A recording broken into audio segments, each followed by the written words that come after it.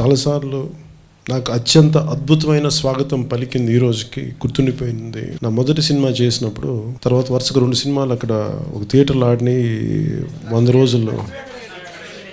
అంటే నాకు అంతమంది నా కోసం వస్తారని కూడా నాకు తెలియదు. నన్ను ఎవరు చూస్తారని అనుకునేవాడిని. సో 3 సినిమా వచ్చాక వెళ్తే కర్నూలు టౌన్కి వెళ్తే మొత్తం నిండిపోయి ఆ రోజు చూపించిన ప్రేమ నా గుండె నిండిపోయింది. ఆ రోజు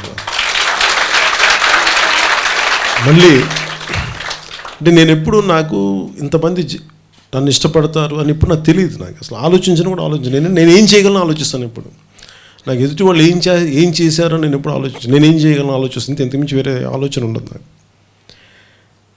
ముఖ్యంగా కర్నూలు, రాయలసీమ, అలాగే కర్నూలుకి సంబంధించి ప్రత్యేకించి మనం మాట్లాడుకోదలుచుకుంటే ఎక్కడికి వెళ్ళినా ఇందాక శేఖర్ మాట్లాడుతాం అంటే ఒక వార్డులో 3 జనసేన కార్యకర్తలు ఉంటే 500 మంది పవన్ కళ్యాణ్ అభిమానులు ఉంటారని చెప్తారు. అందుకనే నేను వచ్చినప్పుడు విపరీతమైన జనసందోహం ఉంటుంది. ఆ 500 మంది ఎందుకు ఒక వార్డులో 500 మంది ఉన్న మనకు ఉన్నప్పుడు ఎందుకు అది ఒక బలమైన రాజకీయ శక్తికి ఎందుకు వెళ్ళలేకపోతుందంటే ఖచ్చితంగా అక్కడ నాయకత్వం లేదు. అది సమస్య. కానీ మీరు ఆలోచించాల్సిందంటే నాయకత్వం ఎందుకు లేదు. మనకి టీజీ వెంకటేష్ గారు లాంటి నాయకులు అలాంటి వాళ్ళు కావాలా, మనకి ఎవరు కావాలి అంటే అక్కడ ఏమైపోయిందంటే ముఖ్యంగా రాయలసీమకు సంబంధించి కొన్ని కుటుంబాలు, కొన్ని గ్రూపుల చేతిలో ఉండిపోయింది. ఇది మనం ఎంత కొత్తగా వాళ్ళని మళ్ళీ ఇప్పుడు మనకు బలమైన నాయకులు కావాలంటే నేను వాళ్ళని మాట్లాడి ఇంకోటి చేసి ఇస్తే మళ్ళీ పార్టీ పేర్లు మారుతాయి తప్ప మనుషులు అదే ఉంటారు. మన జిందగీలు మారు, మన తలరాత మారదు, ఫేట్ మారదు. అందుకని నేను చేసే ప్రయత్నం ఏంటంటే యువతకి ఎక్కువ బలంగా రావాలి. ఇప్పుడు మీ కడుపు పంట ఉంది కదా, ఇది ఏ పార్టీకి వెళ్ళి చెప్పుకుంటారు చెప్పండి. మన జోహరాపురంలో మనకు బ్రిడ్జ్ ఇష్యూ ఉంది, మునిగిపోతూ ఉంది. వెళ్ళి ఒక పార్టీ ప్రెసిడెంట్ దగ్గరికి వెళ్ళి చెప్పుకోలేదు. నా దగ్గరికి వస్తే నేను సమస్యను పరిష్కరిస్తానో లేదో నాకు తెలియదు, కానీ అట్లీస్ట్ రాష్ట్రం అంతా కొన్ని కోట్ల మందికి, కనీసం ఒక 2-3 కోట్ల మందికి అయితే ఖచ్చితంగా వెళ్తుంది ఇన్ఫర్మేషన్. ఇది మనకున్నది. మన ఇంత బలమైన వేదన ఉంది రాయలసీమలో. యువతకి కడుపు మంట ఉంది. ఉద్యోగ అవకాశాలు ఒక్కొక్కరు మీరందరూ మాట్లాడుతుంటే నేను ఎంబీఏలు చదివాను, నేను బీటెక్ చదివాను. ఇందాక హర్షాద్ మాట్లాడుతుంటే కూర్చోబెట్టి మేము ఎంబీఏలు చదువుకునే వాళ్ళు ఆటోలు తోలుకునే పరిస్థితి ఉంది. ఇవన్నీ చాలా బాధ కలిగిస్తాయి. మరి ఎందుకు ఇలా జరుగుతుందంటే ఇది ఒకరిని తొక్కేయాలనో ఇంకోటిని కాదు, కానీ బేసిక్ అది మనం ఎప్పుడూ ఒకరి మోచేతి కింద నీళ్లు తాగే పరిస్థితిలోనే పెట్టాలి. అది సహజంగా మనుషుల్లో ఉంటుంది అది. కానీ ఇది రాయలసీమలో చాలా ఎక్కువ. నాయకుల చేతి కింద మనం ఎప్పుడు వాళ్ళ మోచేతి నీళ్ళే తాగాలి. మనకి స్వతంత్రంగా వాళ్ళకి 1000 కోట్లు అడగట్లేదు వాళ్ళని. మనం అడిగేది నా బతుకు నేను బతికే అవకాశం ఇవ్వమని. కానీ వాళ్ళు అది ఇచ్చే పరిస్థితిలో లేరు. ఎందుకంటే ఇస్తే ఒక బ్రిడ్జి కట్టడానికి సమస్య ఎందుకు అంటే బ్రిడ్జి కడితే వీళ్ళు మళ్ళీ మన మీద ఆధారపడరు. వీళ్ళు డిపెండెన్స్. ఎందుకంటే మనం ఎప్పుడు ఇట్లా అనాలి. మనం ఇప్పుడు ఇలా అనే పరిస్థితుల్లో పెట్టుకుంటే తప్ప రేపు పొద్దున వీళ్ళు మనం కంట్రోల్ చేయలేము. అది మౌలికంగా ఒక రాయలసీమనే కాదు, మన అన్ని చోట్ల ఉన్న సమస్య ముఖ్యంగా రాయలసీమలో చాలా బలంగా కనిపిస్తుంది. నాకు చాలా ఛాలెంజింగ్. నాకు ముఖ్యంగా రాయలసీమలో నేను వస్తే అపారమైన జనసందోహం ఉంటుంది, అఖండమైన స్వాగతం పలుకుతారు. కానీ ఎలక్షన్ టైంకి వచ్చేటప్పటికి అందరూ కకావికలం అయిపోతూ ఉంటారు. ఒక పార్టీని నడపడానికి, ఒక పార్టీలో నాయకత్వాన్ని పెంచడానికి చాలా బలమైన, చాలా సమయం తీసుకుంటుంది. నేను ఎందుకు ఎవరిని పడితే వాళ్ళని తీసుకోలేదు. నా దగ్గరికి కూడా అందరూ రారు, అది కూడా మీరు అర్థం చేసుకోండి. నాయకులకి అందరూ రారు నా దగ్గర. ఎందుకంటే నా దగ్గరికి రావాలంటే చాలా స్పష్టత ఉండాలి. అందువల్ల నన్ను చూడగానే వాళ్ళకి చాలా చిరాకు ఉండదు. ఎందుకంటే నేను కూర్చోబెట్టన్నా మనం ఏం చేద్దాం చెప్పండి, ఇవన్నీ మాట్లాడండి. మన ప్రజలకి ఏం చేద్దాం ఉంటాం, ఎన్ని పరిశ్రమలు పెట్టాలి, ఏం మాట్లాడాలి, ఏ సమస్యలు. ఇప్పుడు జగన్నాథ్ గట్టి ఇల్లు ఇప్పించాలంటే దానికి ఎవరికి ఇంట్రెస్ట్ ఉండదు. మభ్యపెట్టి ఆ ఇల్లుని మనం ఎలా వాడుకోవాలి, లేదంటే మన వాళ్ళకి ఎలా ఇప్పించుకోవాలి, ఇంతే ఉంటుంది తప్ప నేను అలాంటి వాటికి నేను వ్యతిరేకం. అందువల్ల ఖచ్చితంగా స్థానికంగా ఉన్న బలమైన నాయకులు నా దగ్గరికి రారు, అది వాస్తవం. అది కానీ అపారమైన బలం, జనసందోహం మనకుంది రాయలసీమలో, కర్నూలులో. ఎన్నిసార్లు వచ్చినా, నేను మొన్న మందు జెలటిన్ స్టిక్స్ పేలిన ఇది వచ్చి మన అది హాతీ, అది ఎప్పుడు నాకు నోరు తిరగదు ఆ పదం ఉంది కానీ, హాతీ బెళ్ళగలను అక్కడికి వచ్చి అది వచ్చే దారిలో నేను ఊహించలేదు అంతమంది మనకి కర్నూలు జనసందోహం ఉంటుందని. అలాగే వీళ్ళు కర్నూలులో హైకోర్టు అని మాట్లాడుతున్నారు. నేను హైకోర్టుకి ఎప్పుడు వ్యతిరేకంగా, అసలు ఏ ప్రాంతానికి వ్యతిరేకం కాదు. నా శవయాత్ర తీశారన్న దిష్టి బొమ్మతోటి, పర్లేదు, అది వాళ్ళకి, అది వాళ్ళ నిరసనలో. అంటే నాకు అదేమనిపిస్తుంటే, మరి హైకోర్టు గురించి అంత కోపం వచ్చినప్పుడు వాళ్ళందరికీ, నేను సపోజ్ నేను అన్న మాట నచ్చలేదు అనుకున్నా, అలాంటిది సుగాలి ప్రీతి చనిపోతే మీకు ఎందుకు కోపం రాలేదు? మీకు పవన్ కళ్యాణ్ అనే వ్యక్తి ఒక హైకోర్టు కాదు, క్యాపిటల్ అక్కడ ఉండాలని ఒక మాట అంటే అందరి కోపం వచ్చేసి శవయాత్ర తీశారే. మరి కర్నూలు జిల్లా బిడ్డ, స్కూల్కి వెళ్ళి తిరిగి ఇంటికి రావాల్సిన బిడ్డ అన్యాయంగా ఉరి తీసేసి మనకి బలాత్కారం చేసి చంపేస్తే అది కేసు కాదు, దాని గురించి ఎవరు మాట్లాడరు, దానికి ఎవరికి కోపం రాదు. దాని మీద హైకోర్టు కోరుకుంటారు అని అనుకున్నప్పుడు నిజంగా ముందు న్యాయం జరగాల్సింది సుగాలి ప్రీతికి న్యాయం జరగాలి. అప్పుడు నైతికంగా బలం ఉంటుంది అక్కడ హైకోర్టు కావాలని అడగడానికి. నిన్ను కూడా మాట్లాడుతూ ఉన్నాను, హైకోర్టు వచ్చేస్తే మనకు ఉద్యోగాలు వచ్చేస్తాయా, పరిశ్రమలు వచ్చేస్తాయా? ఒక నిజంగా నేను పోయినసారి కూడా మనకి బురుజ్ దగ్గర మాట్లాడుతున్నప్పుడు నేను అడిగింది అంటే, ఇది చాలా గొప్ప నగరంగా తీర్చిదిద్దాలి దాన్ని. ఒక నగరానికి రావాలి అంటే పెట్టుబడులు రావాలి మనకి. ఆ సౌండ్ అవేనా?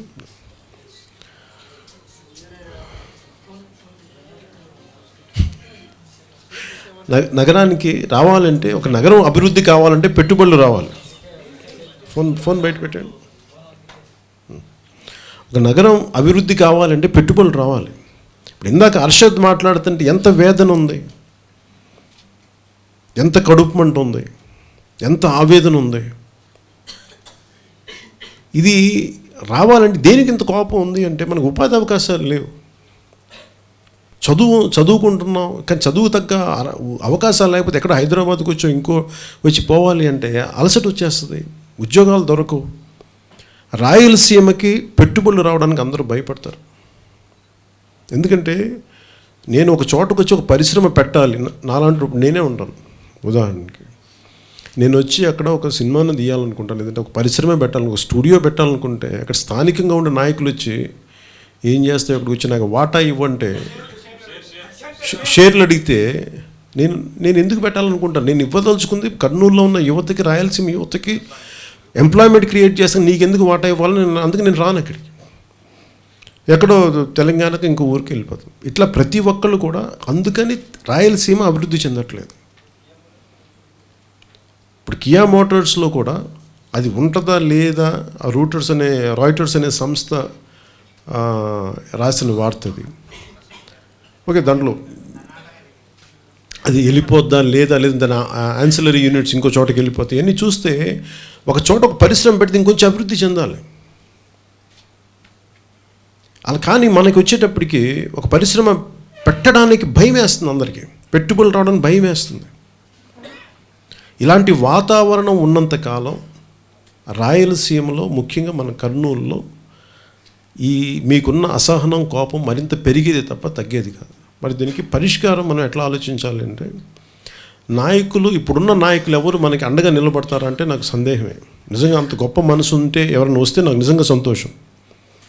కానీ మన పార్టీకి సంబంధించినంత వరకు, నాకు సంబంధించినంత వరకు నాయకులు మీరే. నాకు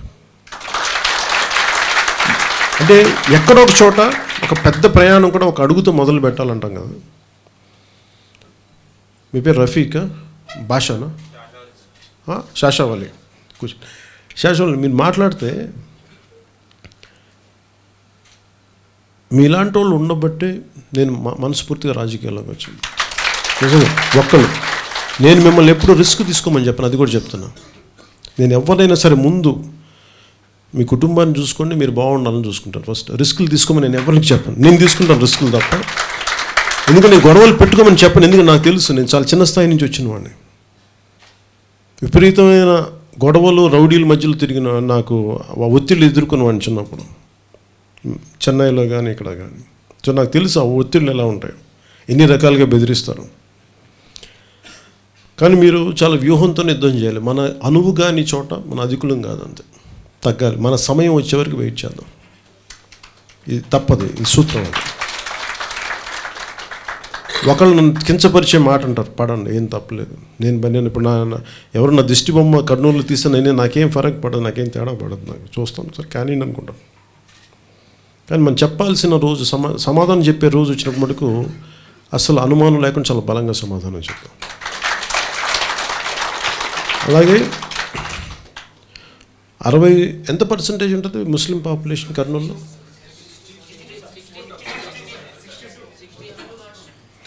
62% ఉన్నప్పుడు దీంట్లో మీకు ముఖ్యంగా నేను చెప్పదలుచుకుంది నిజంగా ముఖ్యం ముస్లిం ఇస్లాం వీటికి సంబంధించి నేను మాట్లాడాలి. అసలు నా భావం ఏంటో మీకు తెలియాలి కదా. ప్రతిసారి మీరు నేను ఇష్టపడి నమ్ముతారు. నేను ఇస్లాంని పాటించే భారతీయులు అని మాట్లాడటానికి ఇష్టపడతాను, కానీ ముస్లింలు అనే పదం మాట్లాడి నేను ఇష్టపడను.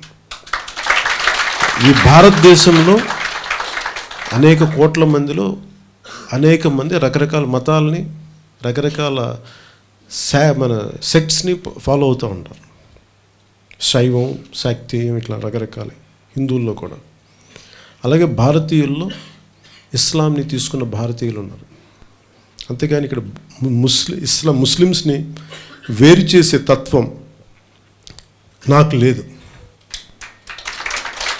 ఎందుకు లేదు అంటే ఇది నాకు అలవర్చుకుంది కాదు, నా దేశం మన సంస్కృతి ఇచ్చిన గొప్పతనం, గొప్ప ఆలోచన ఇది.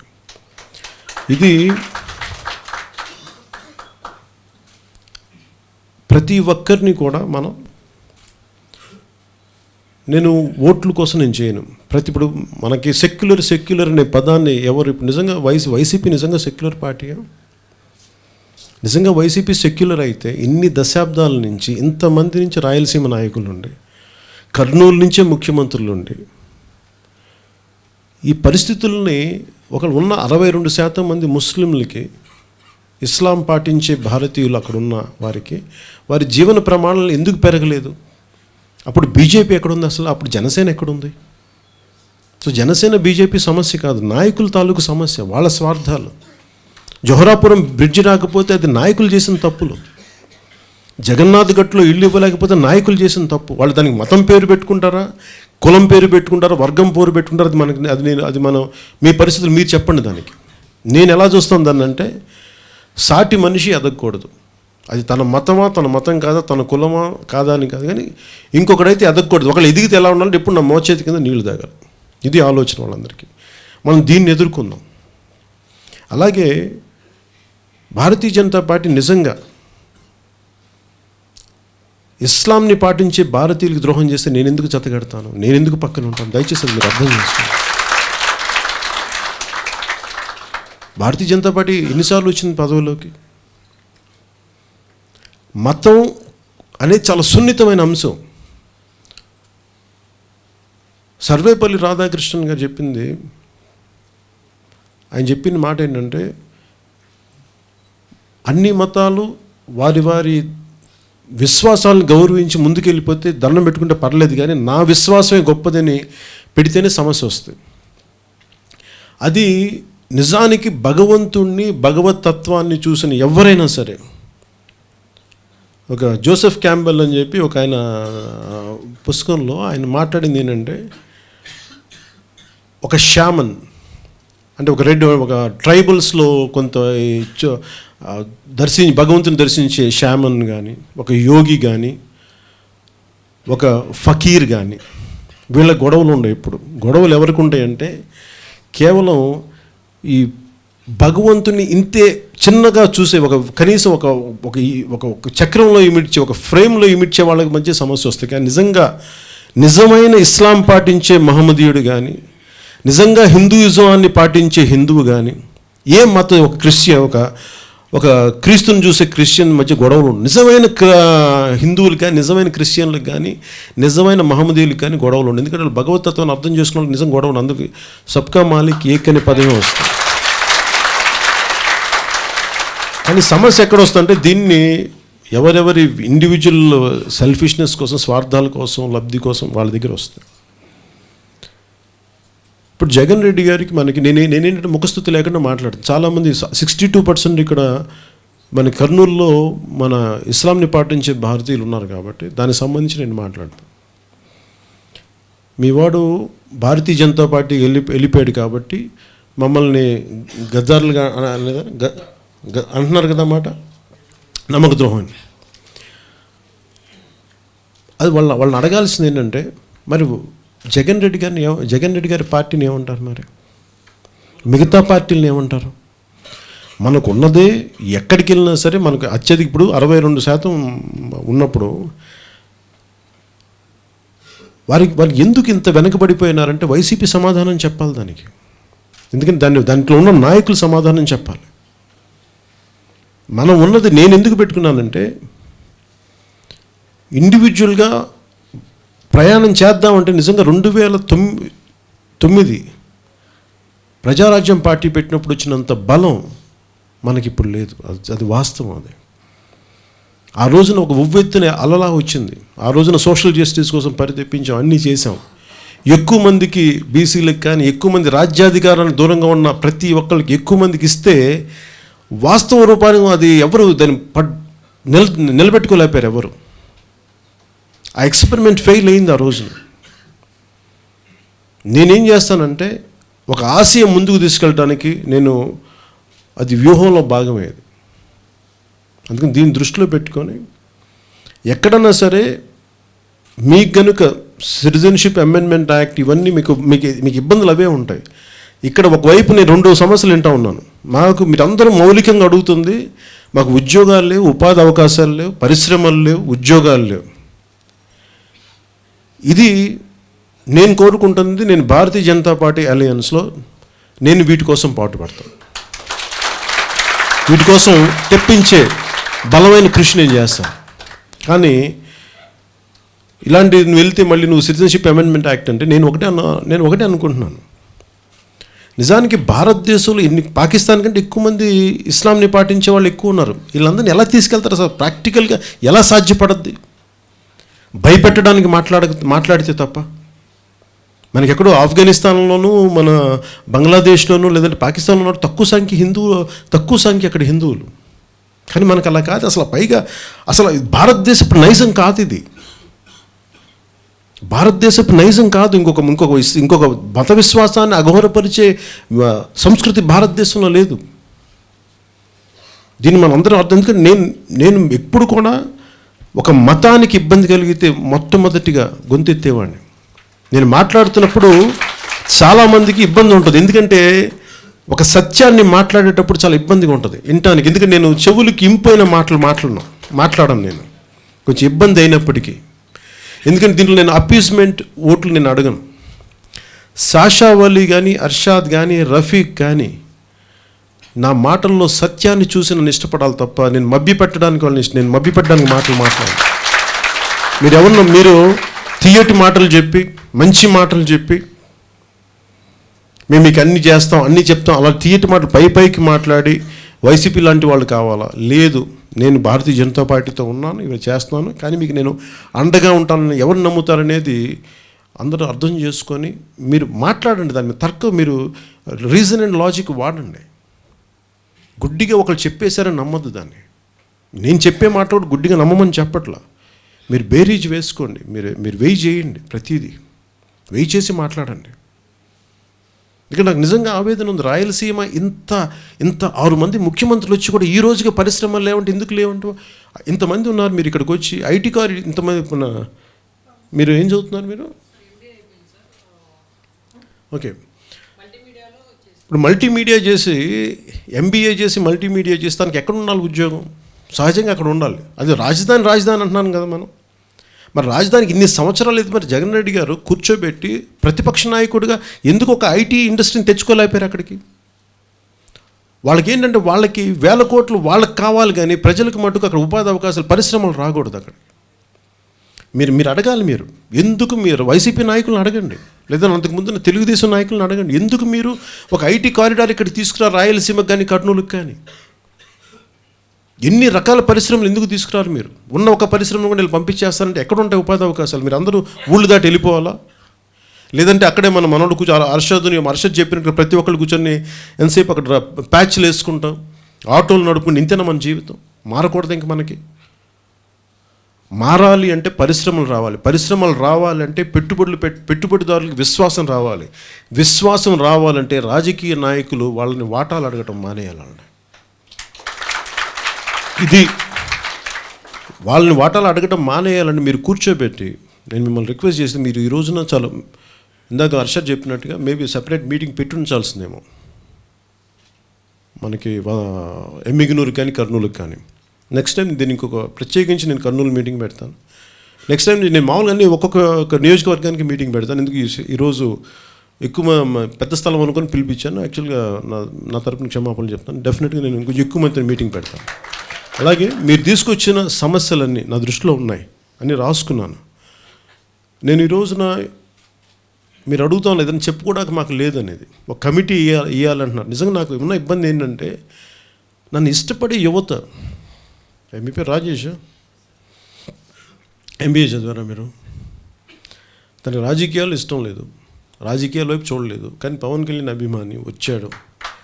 ఇది అంటే నేను చేసింది ఏంటంటే కాంట్రిబ్యూషన్. అసలు రాజకీయాలకి వద్దురా బాబు, మనకు వద్దు రాజకీయాలు, అసహ్యం అనుకున్న వాళ్ళందరినీ రాజకీయంగా నేను చైతన్యం చేసి ఇక్కడ తీసుకొచ్చాను. ఇక్కడ వాళ్ళందరికీ భయం ఏంటంటే, జనసేన అంటే భయం ఏంటంటే, నేను అన్నాను ఇప్పుడు నా మీద ఇప్పుడు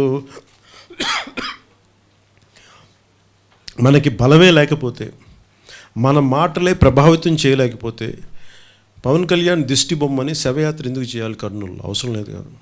బలం ఉంది కాబట్టి చేస్తారు, మాటలు ప్రభావితం చేస్తారు కాబట్టి చేస్తారు. ఫస్ట్ అది మన బలం తెలుసుకుందాం. రెండోది, ఇంతమంది యువతున్నారు. నేను ఒకే రోజు మీరు అద్భుతాలు చేసేమని నేను మాట్లాడలే, కానీ ముందు మీరు నమ్మకంతో ఉండండి. నాకు నాయకత్వాన్ని మీకు ఇతను మీ నాయకుడిని చెప్పడానికి నిజంగా నా దగ్గర అంత నిజాయితీతో కూడిన వ్యక్తుల సమూహం లేదు. అంత పెద్ద స్థాయి వ్యక్తులు మీకు ఏదైనా కేసులు వస్తున్నాయి ఇంకోటి అంటానికి. కానీ నాకు ఈ రోజున మీరు మాట్లాడుతున్న అనిపిస్తుంది. నేను వైజాగ్లో ఆఫీస్ స్టార్ట్ చేశాను, పార్లమెంట్ ఆఫీసు. కానీ కర్నూలులో పార్లమెంట్ ఆఫీస్, నా సెకండ్ ఆఫీస్ నేను కర్నూలులోనే స్టార్ట్ చేశాను. నేను కోరుకునేది కూడా మీలో హర్షద్ గారి కానీ రేఖా గౌడ్ గారి కానీ చెప్తా ఉన్నాను, మీరు నాకు ఒక బిల్డింగ్ చూడండి, లేదంటే మీరు ఏదైనా సరే ఒక స్థలం చూడండి, నాకు నెక్స్ట్ నెల రోజుల్లోపు నేను నాకు చూపించండి ఇదని మన ఆఫీస్ అక్కడ పెట్టుకుని, దానికి తగ్గ ఇన్స్ట్రక్షన్స్ కూడా నేను ఆఫీస్కి ఇస్తాను. రెండు, ఇంకోటి ఏంటంటే, ఈ 10వ తారీఖు కదా, 12వ తారీఖు 11 కానీ 12వ తారీఖున నేను కర్నూలు వస్తాను.